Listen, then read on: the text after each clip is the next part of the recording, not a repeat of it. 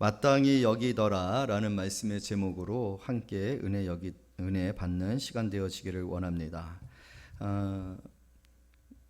이 마땅히 여기더라라고 하고 있는 사람은 8장 1절에 지금 사울입니다. 사울은 그가 죽임 당함을 마땅히 여기더라. 죽임에 관한 것을 마땅히 여기더라. 죽는 것에 관하여서 마땅히 여기더라. 죽는 것에 관하여서 마땅히 여길 만한 가치가 무엇일까? 죽게 하는 일, 죽이는 일에 동참하는 일, 죽이는 일에 앞장서는 일에 마땅함, 그러니까 그 일에 마땅하다라고 여길 만한 그 가치와 철학이라는 것은 얼마나 그 사울의 전 인격을 지배하고 생각을 정하고 결정한 일이 아닌가 이렇게 생각되어질 그런 사건과 그 경중이라고 우리가 생각할 수 있겠죠. 오늘 우리가 읽은 이 본문의 사건은 초대교회의 첫 번째 순교의 사건이죠. 교회의 박해가 시작되어진 사건입니다. 교회가 가장 부흥할 때 이적과 표적과 하나님의 역사가 놀랍게 나타나고 있었을 때에 그 중심에 있었던 그 열정들이죠. 7명의 집사를 세웠고 그 7명의 집사들을 통해서 교회가 든든히 서가져가는 그 시점에 한 사람이었던 스데반 집사가 죽게 되어지는, 사실은 박해를 받은 거죠. 핍박을 받은 거죠. 그리고 그 박해와 핍박의 중심에 사울이 있어요.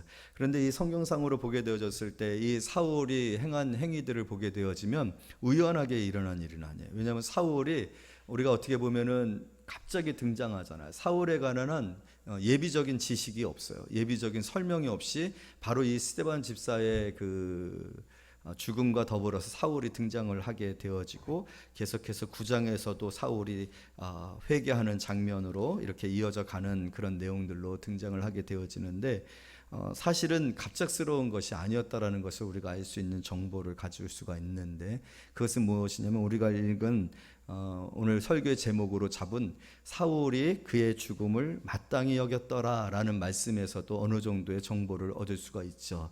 그냥 우연하게 아무도 상관이 없는 그런 사람에게 이러한 표현을 가질 수는 없거든요. 이런 생각을 가질 수가 없거든요.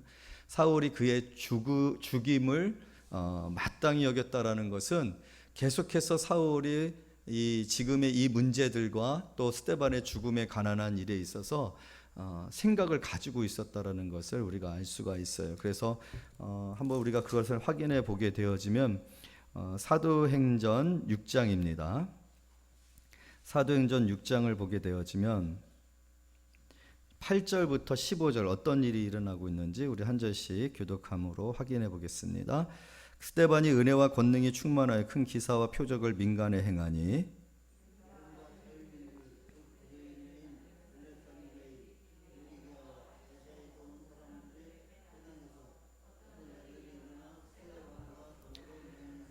스데반이 지혜와 성령으로 말함을 그들이 능히 당하지 못하여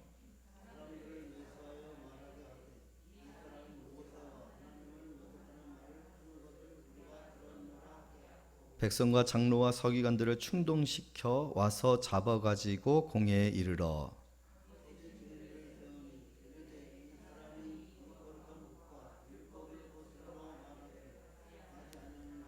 그러니까 지금 이 사건의 배경의 원인이 있죠. 그러니까 스데반이 공회 앞에 나와서 대제사장들과 산헤드린 공회에 있는 사람들에게 지금 설교를 하는 거거든요. 그러면서 그들의 어떤 예수 그리스도에 부인하는 것이 이스라엘 백성들이 계속해서 하나님 앞을 대적했었던 그 구약의 역사와 동일하고, 또 오늘 우리가 그렇게 우리를 위하여 오신 예수 그리스도를, 우리를 위하여 죽으신 예수 그리스도를 우리가 십자가에 못 박아 죽게 했다. 그런 이제 지적을 할 때 유대인들이 격분하여서 그 스데반 집사에게 돌을 던져서 죽이는 거죠.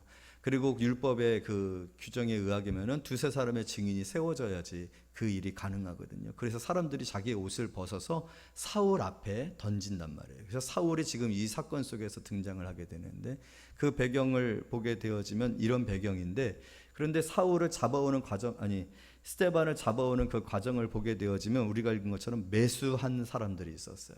일부러 고용한 사람들이 있어요. 거짓 증인들을 세웠어요. 그리고 그들로 하여금 스데반을 모략하게 하고 거짓 증거를 세워서 그를 이 제사장들 앞에 와서 제사장들 앞에서 법으로 유대인의 법으로 판결을 받도록 하는 일을 조장한 사람이 있었던 거죠. 그것이 지금 이 스데반 집사를 죽이는 일에 있어서 사람들이 그들의 옷을 던져 하필이면 왜 사울 앞에 두느냐는 거예요. 그러니까 뭔가 이 모든 상황을 계획하고 이끌어가는 리더가 있었다라는 거죠. 그 리더가 바로 사울이었기 때문에 사람들은 자신들의 옷을 벗어서 사울 앞에 둔 거고, 사울도 이 일에 관해 죄책감이 없어요. 사람이 죽는 일이잖아요. 그런데 이 일을 마땅히 여겼더라라고 얘기를 하고 있다라는 거죠. 그래서 우리는 이 배경 속에서 사울이 그 교회를 핍박하고자 했었던 의도를 가지고 있었고, 그 일에 스데반 집사가 이제 제일 첫 번째 대상이 된 거고, 사울의 계략에 의하여서 이런 일들이 일어났고, 사울이 조장한 그런 상황 속에서 스데반 집사가 결국 죽게 되니, 사울은 자기가 세운 계획대로 되어진 거니까, 자기가 의도한 바대로 되어진 거니까, 그리고 이 일로 인해서 교회의 핍박이 시작되었는 계기가 되어진 것이니까 마땅히 여겼다라고 얘기할 수 있는 오늘 성경 구절이 가능하게 되어진다라는 그런 배경을 우리가 가질 필요가 있는 거죠. 그런데 심각한 것은 무엇이냐면요, 여러분, 이 일로 인해서 교회가 흩어지게 됐단 말이에요. 이 일로 인하여서 그동안에 초대교회로 말미암는 그 부흥이 꺾이게 되어지는 듯한 느낌이 생겨지게 되어지고, 사람들이 스데반 집사의 죽음으로 인하여서 많이 위축되어지고 이제 예루살렘에서 흩어져서 다른 지역으로 옮겨가는 그런 모습들을 보게 되어지는데, 이 일의 결정적인 일들을 한 것이 사울이었다는 거죠. 그러니까 스데반 집사를 죽이는 것에 관해서나 또 교회를 핍박하여 교회가 흩어지게 되어지는 일에 관해서나 그 일에 있어서 사울이 굉장히 중심이 되어지는데, 사울은 이것을 마땅히 여겼다라는 거예요. 우리가 이 상황 속에서 생각해야 될 것은 무엇이냐면, 이런 사울의 어떤 가치나 자신의 어떤 의지나 생각으로 말미암는 그 파급적인 결과들이 너무나도 치명적이었다라는 거예요. 그래서 스데반 집사는 죽게 되어지고, 그리고 이 예루살렘 교회는 깨어져서 흩어지게 돼요. 교회가 어렵게 되어지는 그런 일들에 관해서 본인 스스로는 그것이 얼마만큼이나 충격적이고 큰 문제인지를 알지 못하고 오히려 마땅한 것으로, 이 마땅히 여겼다라는 표현을 어떤 식으로 생각해요? 양심의 가책이 안 들었다라는 뜻이에요. 잘했다라는 뜻이에요. 아무런 문제가 없다라는 뜻이에요. 당연히 그렇게 될 수밖에 없다라는 그런 뜻이에요.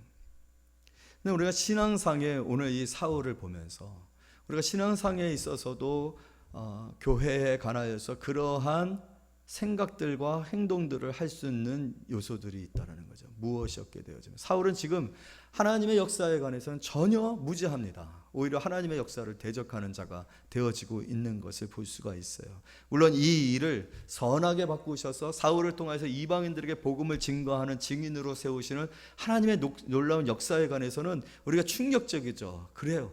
하나님의 섭리는 참 놀랐습니다.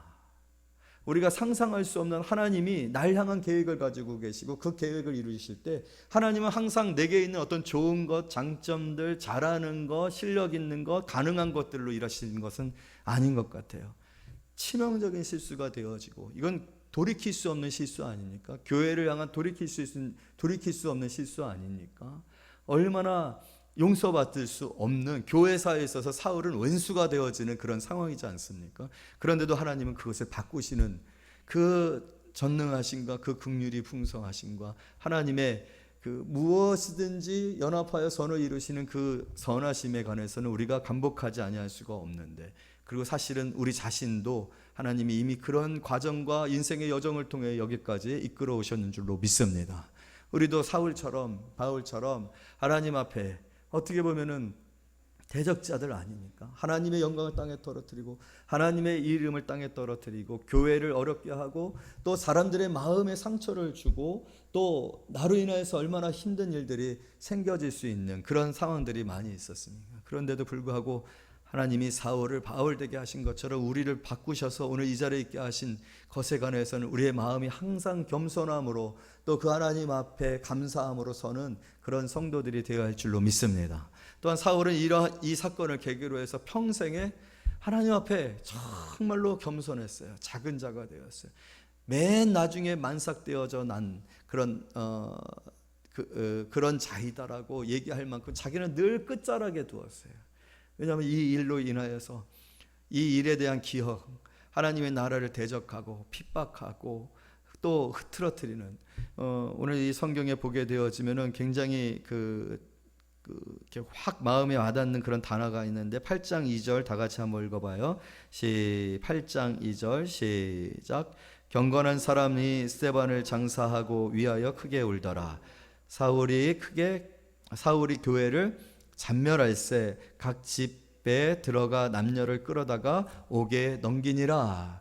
라는 이 표현은, 이 잔멸이라는 표현은요, 여러분 요즘에 멧돼지들이 창궐해 가지고 멧돼지들이 그냥 밭을 완전 쑥대밭으로 만들어 놓잖아요. 그리고 홍수가 나면 벼는 쓰러져요. 그러면 다시 이렇게 세워서 묶으면 수확을 할 수가 있어요. 근데 멧돼지가 지난 밭은요, 그날 그 해 농사는 끝난 거래요. 그 멧돼지가 뒤집어 놓은 그런 상태를 잔멸할세라는 표현으로 쓰는 거거든요. 그러니까 지금 사울의 그러한 행위, 이 행위가 얼마나 참 교회에 어려움이 되어졌었는지. 근데 그것을 마땅히 여겼다라고 생각하는 이 사울의 생각과 그 가치가 얼마나 참 안타까운 상황이 되어지지 않을 수가 없는 상황인 것이죠. 그런데 오늘 이러한 사울을 바꾸신 하나님, 여러분 그렇게 우리를, 하나님의 나라의 원수되었던 우리를 항상 우리가 그렇게 생각해야 돼요. 우리는 하나님 앞에 정말로 조금이라도 어떠한 부분이라도 하나님의 나라에 내가 유익이 될 만한 자였다는 생각을 해서는 안 됩니다. 우리는 정말로 하나님의 나라에, 하나님께 대하여서 가치 없는 존재들이야. 정말 쭉정이를 거두어서, 이런 쭉정이 바람에 날려서 날아가든 땅바닥에 떨어져서 짓밟히든 똥에 묻든 거기에 어떠한 일에 대해서 신경 쓰지 않아요. 그냥 걷어가지고 불쑤시개로 쓸 것밖에는 안 되는 그런 존재들이거든요. 그런 존재들이 저와 여러분인데 하나님이 우리를 바꾸신 거예요. 우리에게 주신 은혜가 그렇게 놀라운 거예요. 그것을 늘 잊지 아니하는 그런 성도님들이 되길 바라요. 바울의 삶에 정말 이 사건과 그가 행한, 그가 마땅히 여겼었다라는 이 부분에 대한 회개와 돌이킴과 이걸 잊지 아니함, 이 은혜를 잊지 아니함, 이것을 항상 붙들고 기억했음이 사울의 사역의 약함의 원동력이었어요. 약함에 항상 자기를 약하다고 했거든요. 만물의 찌꺼기고 만물의 끝에 있다라고 했거든요. 항상 바울의 스스로를 그렇게 할 수밖에 없었던 것은 지금 이 순간에 스데반 집사의 죽임을 마땅히 여김이야라고 생각했었던 자신의 어떤 괴물과 같은, 자신의 어떤 그 강팍함과 자신의 그 어리석음에 대한 인식이었거든요. 여러분 그 인식이 사실은 어떻게 보면 우리의 신앙의 기초거든, 출발점이거든요. 우리가 모든 것을 거기서부터 시작하고 거기에 기초하고 있다라면 절대로 교만해질 수가 없습니다. 항상 겸손하고 항상 낮아져 있고 항상 하나님을 경외하고 두려워하며 우리가 받은 은혜에 감사하는 삶의 삶, 그게 신앙생활이에요. 무엇인가 내가 했다라고 생각하고 내가 무엇인가 누구보다도 위에 있다라고 생각하고 나는 이럴 만하다라고 생각하는 생각들이 얼마나 그것이 교만한 것이고 그것이 신앙생활의 방해가 되어지는지 모르는, 그리고 거기서부터 우리가 마땅하게 여기는 것들이 생각나게 되는 겁니다. 판단하게 되는 겁니다. 아무렇지도 않은 것으로 생각하게 되어지는 거예요. 그래서 오늘 이 말씀을 통해서 우리가 생각해 보기를 원하는 것은 사울과 같은 인생의 이런 경험들이 저와 여러분들 안에 있지 아니하기를 원하고, 혹시라도 우리 안에 마땅히 여기는 것들, 그럴 수 있다라고 생각하는 것들, 양심의 가책이 느껴지지 않냐는 거예요. 영적인 양심의 가책이 들지를 않아요. 신앙인임에도 불구하고 나는 문제가 없다라고 생각하고 나는 이렇게 할 수 있다라고 생각하고 다른 사람과의 관계 속에서도 다른 사람을 볼 때 어떻게 저럴 수 있느냐라고 마땅히 생각하는 것들이 있어져 있다라면 여러분 그런 부분들을 철저하게 그것을 짚어보고 돌이켜보는 그런 성도들이 되어야 하는데, 그 기초가 되어지는 것은 우리가 그렇게 하나님 앞에서 만물의 찢기와 같은 존재였으나 하나님과 원수되었던 존재였으나 하나님이 나를 긍휼히 여기심으로 내가 아무런 하나님께 기여하거나 유익이 되어지는 오히려 탕자처럼 탕진해버린 아들인데 그 돌아온 탕자를 품으시고 다시 회복시키신 그 하나님의 은혜로 내가 이 앞에 있다라는 거. 예수 그리스도를 핍박하는 자, 사울을 돌이켜서 바울이 되게 하신 하나님처럼 우리를 그러한 자가 되게 하셨다는 생각을 갖는 것이 저와 여러분들의 마땅히 여기는 것들, 분별치 못하는 것들, 잘못된 어떤 의식들과 신앙적인 어떤 결론들에 대한 점검의 중요한 기초와 본질이 되어진, 베이스가 되어진다라는 생각을 먼저 하실 수 있는 저와 여러분이 되어지기를 원합니다. 두 번째로는요, 가장 중요한 것이죠. 사실 여기서 오늘 마땅히 여기는, 이 상황을 마땅히 여기는 또 한 사람이 있습니다. 그 사람은 바로 스데반입니다. 스데반은 지금 괴로워하지 않고 있어요. 여러분, 우리 스데반 집사의 죽음 앞에서 스데반 집사의 죽음을 초라하게 생각할 수 있는 정보를 하나도 얻지를 못합니다. 돌에 맞고 있어요. 여러분, 스데반 집사가 지은 죄가 없습니다. 열정적이었어요. 하나님께 대해서도, 하나님 앞에서도, 그리고 사람들 앞에서도. 여러분, 스데반 집사는 집사, 7집사 중에 한 명입니다. 7집사는 가장 모범이 되어지는 사람들 중에, 몇천 명 중에서 가장 모범이 되어지는 사람들 중에서 7명이었단 말이에요. 여러분, 교회가 크면요, 집사들이 몇백 명이 되어져요. 몇백 명이. 그런데 초대교회는 여러분 아시잖아요. 몇천 명이 예수 그리스도를 믿었지 않습니까? 10,000명이 넘는 그러한 교회지 않습니까? 그런 교회에서 7명에 들어섰던 집사라면 이 사람의 영성이나 어떤 인격이나 이 사람의 어떤 사람들과의 그 평판이나 존경을 받는 수준이 엄청났다라고는 생각할 수밖에 없어요. 투표한 거잖아요. 하나님이 뽑으신 거잖아요. 이들을 뽑을 때 아무도 불평이었어요. 만장일치였어요. 모두가 기뻐했어요. 성령이 충만하고 지혜롭고 능력이 있었어요. 기적이 나타났단 말이에요. 그리고 스데반 집사는 지금 이 상황이 못마땅할 수 있어요. 왜 내가 돌을 맞아? 이런 돌에 맞는다라는 것은요, 그 제사장들 앞에나 어떤 그 법적인 그런 판결 기관 앞에 나아가서 정식적으로 법적 절차를 따라서 교양 있게 품위 있게 규칙에 의해서 판단을 받는 수준이 아니라 돌 맞아 죽어도 될 만큼, 현장에서 돌 던져서 죽여도 될 만큼 극악무도하다라는 그런 수준의 대우를 지금 받고 있는 거예요.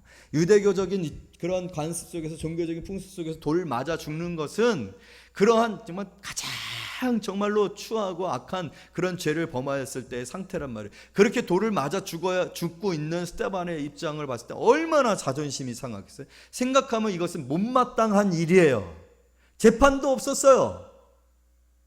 그러나 우리는 여러분, 스데반 집사의 죽음 앞에서 그런 정보들을 얻느냐고요. 아니요, 스데반 집사는 지금 그의 얼굴이 뭐 같았다? 우리는 늘 초대교회에서 이 스데반 집사의 얼굴에 대한 인식을 하지 않습니까? 스데반 집사의 얼굴이 뭐 같았다라고 성경에 기록하고 있어요.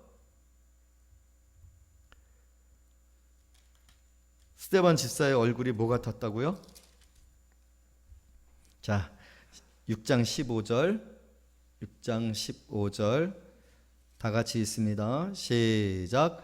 공회 중에 앉은 사람들이 다 스데반을 주목하여 보니 그 얼굴이 천사의 얼굴 같더라.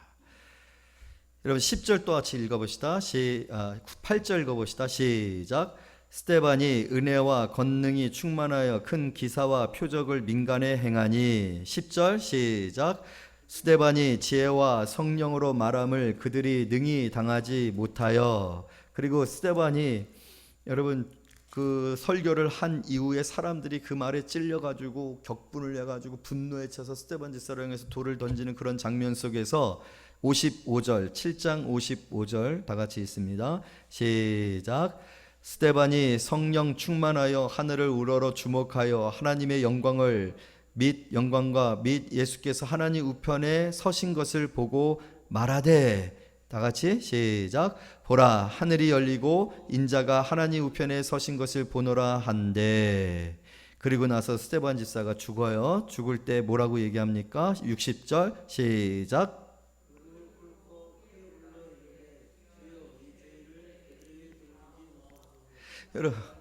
여러분, 지금 스데반 집사가 못마땅한 것 같습니까? 억울한 것 같습니까? 내가 이런 취급을 받아야 마땅하다라고 불평하는 것 같습니까? 아니, 스데반 집사의 모습은 예수님이에요. 예수를 보고 스데반 집사에게 하늘이 열려지고, 스데반 집사의 마지막 말은 예수님의 말씀이에요. 예수님이에요. 마땅히 여기고 있어요. 사울은 스데반 집사를 죽이는 것을 마땅히 여기고 있고, 스데반은 자기가 누려야 할, 받아야 할, 마땅히 받아야 할 그 취급을, 대우를 받지 못하고 있는데도, 그리고 지금 스데반 집사는 죽어가고 있는 상황이란 말이에요. 죽고 있다고요. 돌에 맞아 죽고 있다라고요. 그런 상황은 못마땅한 상황이지 않습니까? 누가 죽고 싶어요? 누가 돌 맞고 싶어요? 누가 손가락질 당하고 싶어요? 누가 무시를 당하고 싶어요? 누가 여러분 신앙생활하면서 가난해지고 싶은 사람이 있어요? 누가 신앙생활하면서 내가 직장생활할 때는 직분이, 그 직장에서 대우를 받고 경력이 있어서 내 부하 직원들이 명령 한마디 하는데, 난 여기서는, 교회에서는요, 나보다도 못 배우고 나보다도 가난하고 나보다 형편한 사람들 명령 받아갖고 걸레 빨고 설거지하고 내가 그럴 사람이야? 못마땅히 여길 그런 일들이 있을 수 있는데, 지금 여러분 스데반 집사가 그러고 있느냐라고요. 여러분, 오늘 이 성경에는 두 인물이 나오고 있잖아요. 스데반과 사울이 나오고 있어요. 모두 두 사람이 다 어떻게 하고 있어요? 마땅히 여기고 있어요. 한 사람은 스데반을 죽이는 일을 마땅히 여기고, 한 사람은 죽임을 당하는 것을 마땅히 여기고. 뭔 차일까요? 여러분, 우리는 마땅히 여긴다라고 마땅히 여기는 것을 행합니다. 그리고 그것은 언어가 되고 행동이 되고 관계가 됩니다. 그리고 열정이 됩니다. 마땅하니까, 합당하니까, 그럴만하니까, 그래야 되니까. 근데 한 사람은 핍박하고 죽이고 모함하고 돈을 사서 매수해서 거짓 증인을 세우는 악한 방법들을 사용하고 있고, 교회를 깨트리는 일을 하는데 그 일을 마땅하게 여기고 있고, 한 사람은 오히려 돌에 맞아 죽고 있는데도 불구하고 이것을 마땅히 여기고, 이 차이가 뭘까요? 뭐가 두 사람 모두가 마땅히 여기고 있는데도 불구하고 전혀 다른 차원의 생각과 행동과 결론에 이르는 삶을 살고 있을까요? 우리가 좀 전에 읽었었던 본문 속에 그 해답이 있어요. 스데반은 성령이 충만했어요. 할렐루야. 성령이 충만하고 하나님이 주신 지혜와 능력으로 하나님의 나라를 위해서 살고 있어요. 그러나 지금 사울은 성령과 상관없어요. 아직까지 사울은 사울이에요. 가장 육적이고 유대가족이고, 그가 나중에는 스스로를 나는 히브리인 중에 히브리인이요, 유대인 중에 유대인이요, 나는 율법에 관하여서 가장 탁월한 선생의 문화에서 그것을 배웠던 사람이에요. 나도 자랑할 게 많다. 지금 사울은 그 사람이에요. 여러분, 오늘 우리가 잘못된 어떤 가치나 철학이나 생각을 가지게 되면 하나님의 나라와 또 하나님께 대하여서 우리가 얼마만큼 극악한 죄와 나쁜 행위들을 할 수가 있는지 모릅니다.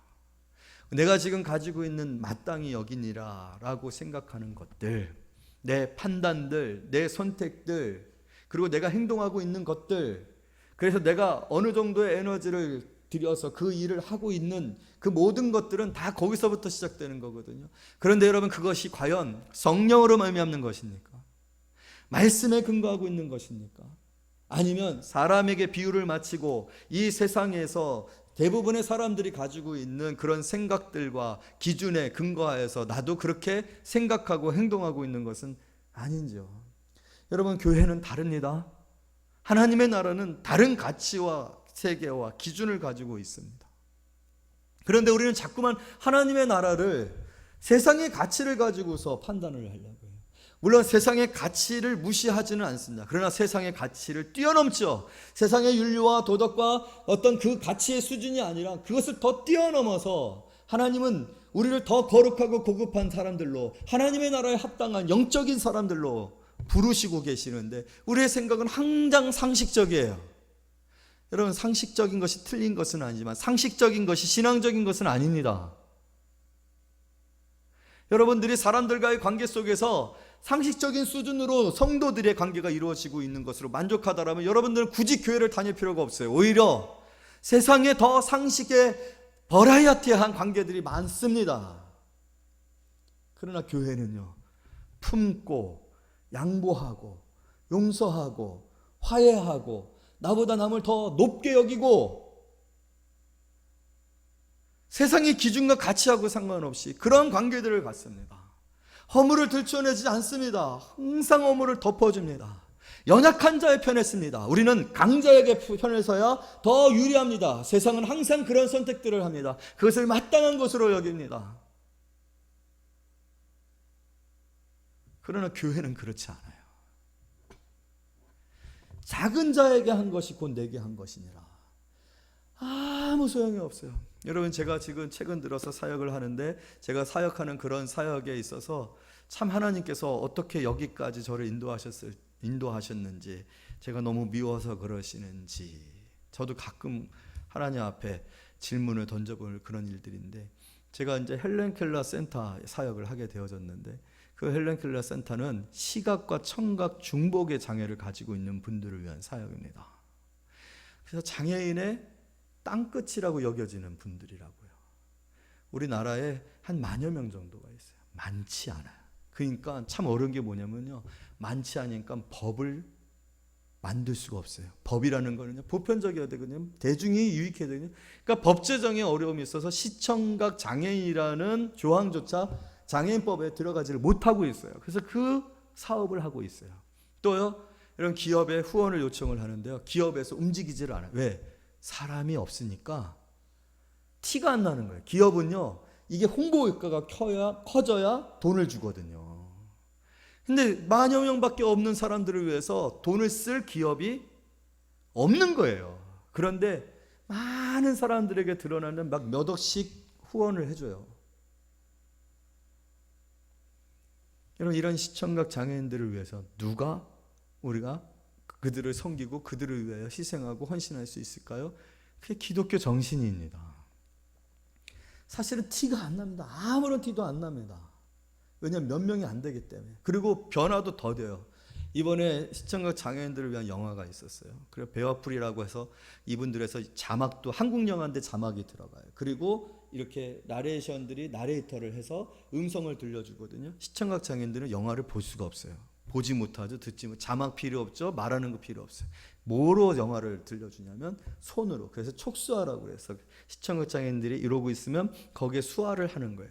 그런데요, 이 한 명의 장애인을 위해서 여러분, 영화 1시간 반에서 2시간 혼자서 수화통역 못합니다. 3명이 붙어요. 3명이 한 사람한테 3명이 붙는데, 이 3명에 대한 인건비를, 통역비를 다 주고 나면 한 사람 영화 보게 하려면요, 몇십만 원 깨집니다. 이걸 누가 하겠어요? 이런 일을 누가 하겠어요? 마땅히 이거는 하지 말 일이 되는 거예요. 세상 가치로. 그러나 교회는요, 그러나 기독교 정신으로 말하면 미래복지자들은 홍보를 하게 되는 것 같아요. 죄송한 그 일을 하는 거예요. 우리의 마땅히 여기는 것들,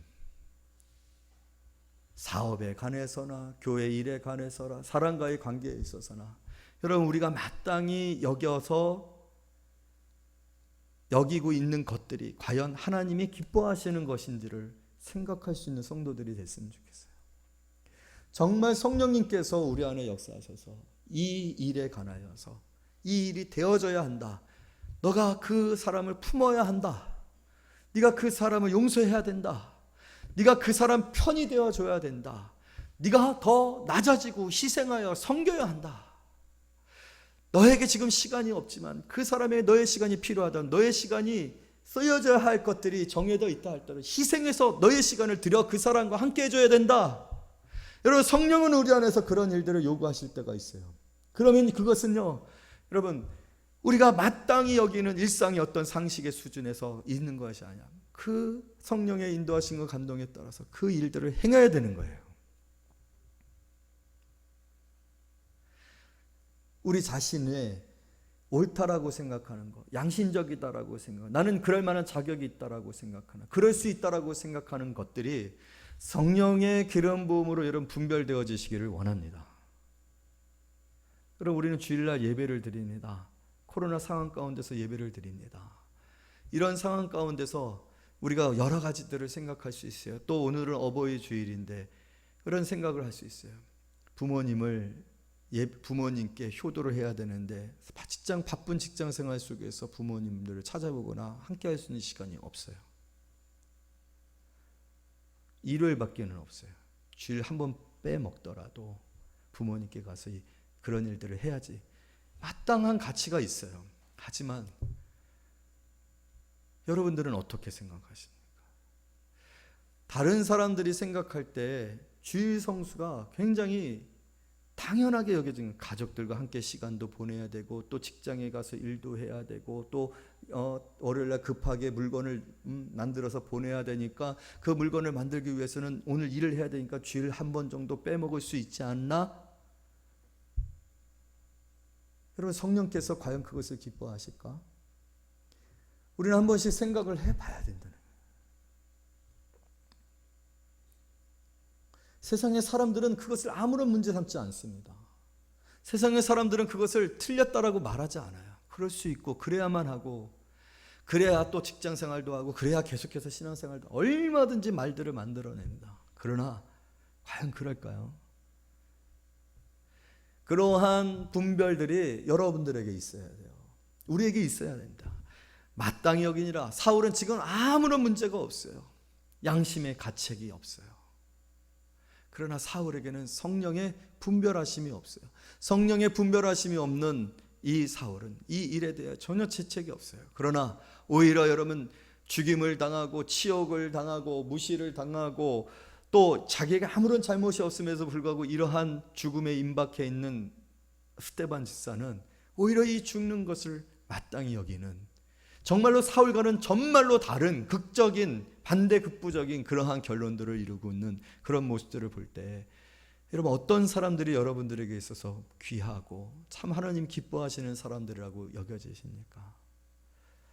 참 우리는요, 너무 생각이 없이 분주하게 살아가는 생활 속에서 살고 있습니다. 생각할 시간이 없어요. 참 여유가 없어요. 모두가 너무 분주해요. 그러다 보니까 생각이 점점 가벼워지고, 생각이 점점 가벼워지면 대중화도 금방 된 거예요. 모든 사람들의 생각들이 가벼워지면은 여러분, 정말로 중요한 생각들을 못하는 문화가 형성이 되어지거든요. 그러다 보니까 신앙도 그래져요. 신앙생활도 너무 가벼워지고 있어요. 점점점. 아무런 생각도 없이, 기도도 없이, 하나님 앞에 구하고 그 안에서 하나님의 뜻을 찾고자 하는 애씀과 몸부림이 없이 너무나도 쉽게 판단하고 결론 내리고 마땅히 여기는 그런 일들이 있어지고 있다. 그렇지 않아요. 여러분, 예전에는요, 주일 성수 한번 안 하는 것, 못하는 것, 못할 수 있는 상황이 죽도록 힘든 일이었어요. 11조를 드리냐 말으냐 죽도록 힘드는 일이 있어요. 이건 평생의 가치에 관한 고민이고 씨름이었단 말이에요. 마땅히 여길 일들이 아닌데 너무나도 쉽게 마땅히 여기는 일들이 일어나고 있어요. 성도들과의 관계 속에서도 사실은 여러분, 구약의 많은 말씀들은요, 관계에 대한 말씀들이 많아요. 사람들에게 물건을 빌렸을 때, 또 사람들에게 빚을 졌을 때, 또 사람들과의 그 관계 속에서 어떤 행동들을 할 때 얼마만큼 배상을 해야 되는지, 굉장히 그런 내용들이 많은 걸 뭘 얘기하는 걸까요? 너무 쉽게 관계하지 말라는 거예요. 쉽게 말하고 쉽게 만났다 헤어지고 쉽게 만나서 저런 사람이네 라고 판단하지 말라는 거예요. 관계에 깊이가 있어야 된다는 거예요. 기다림이 있어야 된다는 거예요. 여러분, 그런 관계 속에서 신앙이 싹터야 신앙이 축복되어지는데, 우리 모든 성도들의 관계가 너무 가볍고 그냥 차 한잔 마시고 끝나고 헤어지는 그런 관계들이 되어지니까 그 공동체, 이 코이노니아 속에서 하나님이 이루시고자 하는 놀라운 역사들이 맺혀지지를 못하고 있다고요. 점점 교회 직분자들이 존경을 못 받고 있어요. 이런 일들이 우리 안에 있어지는 것은 너무 쉽게 마땅히 여기고 있다. 성령으로 말미암아 우리가 그것을 분별하고 그 분별이 되어질 때까지 기도하고, 그래서 판단을 미루고 또 관계의 어떤 그런 수준과 그 관계를 갖는 그런 부분에 있어서의 수고들, 인내들, 양보들, 그런 것들이 없이 너무 빨리 서로들 판단하고 그것이 마땅하다라고 또 여기고, 그렇게 비난하고 하는 그런 일들이 있어지니 어떤 공동체가 그렇게 성숙해요? 여러분, 공동체는요, 좋은 사람들 많이 만나서 좋은 사람들끼리 좋은 얘기 나누고 그래서 성숙한 거 아니에요. 이상한 사람들이 만나야 돼요. 깨지고 부서지고 돌이키고 미안하다고 사과하고 그리고 끌어안고 또 아픈 일들 힘든 일 있으면 그것을 공감하고 그것을 위해서 내 것을 나누고 그것을 채워줘서 모두가 같이 행복해지는 그런 일들이 계속해서 일어나야 그 공동체가 그 교회가 힘 있는 거예요. 그러나 우리는 너무 가벼워지고 있어요. 너무 이기적이고 너무 자기 개인 가정 자신의 삶으로 제한되고 국한되어져 가고 있어요. 아주 힘든 부분들이에요. 말씀을 맺습니다. 사울은 그가 죽임을 마땅히 여기더라. 저는 너무 슬펐어요. 어떻게 사람이 죽는데 이게 마땅한 것이 되어지고 있을까?